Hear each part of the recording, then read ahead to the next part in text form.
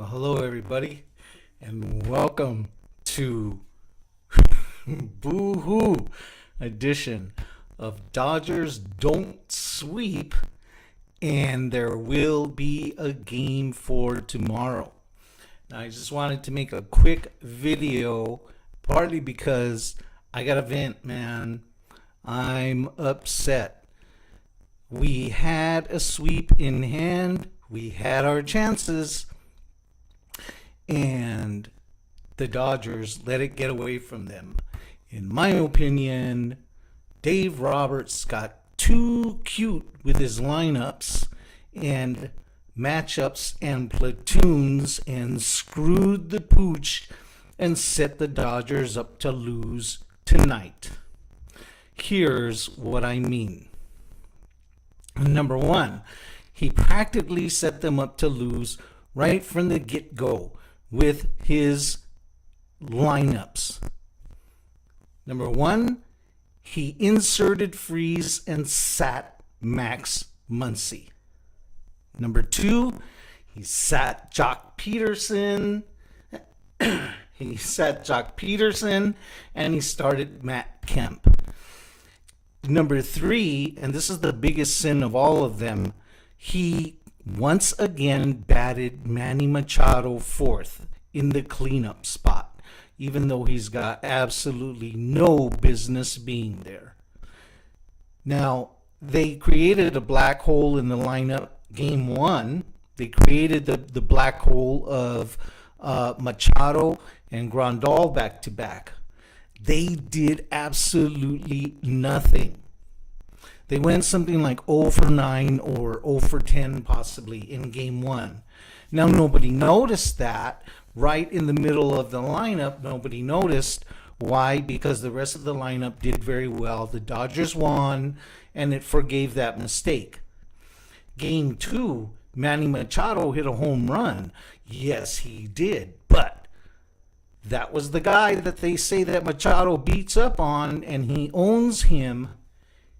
And that was the only hit Machado got. And it was on a 3-0 meatball that he better have hit out. So, okay, he hit a home run off the guy he's supposed to. But that was the only hit he got all night.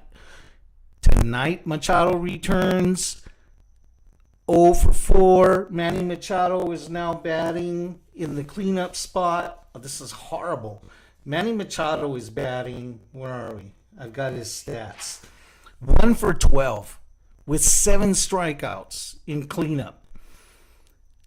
Machado has got to drop out of that cleanup spot if the Dodgers are really going to put up a real threat in that lineup. Something else that they have to consider, that Roberts has to consider, is Cody Bellinger. Bellinger is also not doing very well. Bellinger 0 for 9 in this series. They're going to have to think long and hard about Bellinger in game 4. Now, you can let a guy not hit. You can have two guys not hitting, but you can't have two guys not hitting in the middle of the lineup and survive. All right? So they got to do something about this. Machado has to drop out. Now, what else happened tonight? That was a big moment in the game. Matt Kemp standing on third base with 1 out. He had Kike Hernandez and Yasmani Grandal coming up behind him. And the Dodgers put on the hit and run play, the run on contact. Now, this is an okay play. I suppose it works sometimes and it doesn't work sometimes. But I'll tell you, like the suicide squeeze, sometimes it works, other times it doesn't. But let me tell you, this play to pull it off, this contact, run on contact, you've got to know your hitter. You've got to know the runner, and you've got to know the situation. Now, they tried this earlier with Machado, and they had Machado at bat, and they tried to run the run on contact play. Well, of course it didn't work because Manny Machado is not a contact hitter. And that play didn't work that time. They tried it again tonight, and they tried it with Matt Kemp, like one of the absolutely slowest runners that you could possibly have coming in from third. They forced Kike into making contact. Kike is a contact hitter, but you got to look at your runner. Really? Matt Kemp coming in from third? No. Bad call. You had Matt Kemp at third with only one out. They burned the run when they threw Matt Kemp out at home because he's too slow, and they forced Kike into trying to hit that ball, and it was just a mess. If that run on contact wasn't on and Kike hits that ball, Matt lays back, and we still get Yasmani Grandal coming up and trying to bring him in. Either way, that was another bad call of not knowing the situation and not knowing the players that you are asking to execute. Frequently, they say, hey, Dave Roberts, he can't do it. He can't do it. He puts on the play and the players have to do it. Well, you know what?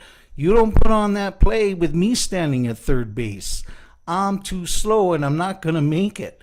You don't do it with Matt Kemp either. Now, final little couple of points. Did we really expect the Braves to roll over and be swept? We all kind of hope so, but let's face it. They're a good team, and chances were they weren't going to be swept unless a lot of things went our way. They almost were. The wonderful thing about tonight was that Walker Buehler, even though he got hammered in that first inning, hey, he bared down and he stuck with it, and he pitched the next several innings. He shut the Braves down, and he did very well, and the Dodgers fought to come back.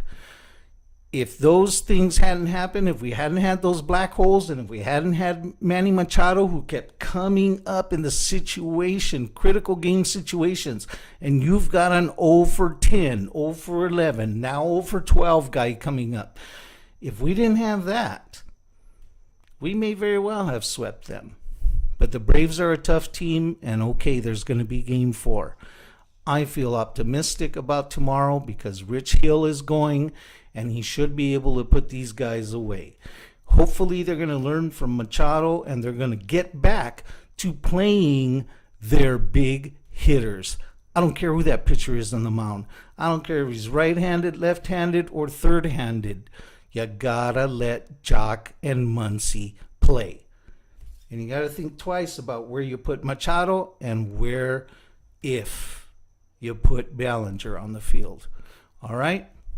That's it. I've had my gripe. Let's go Dodgers tomorrow, and let's hope that we close it out. We'll see you later.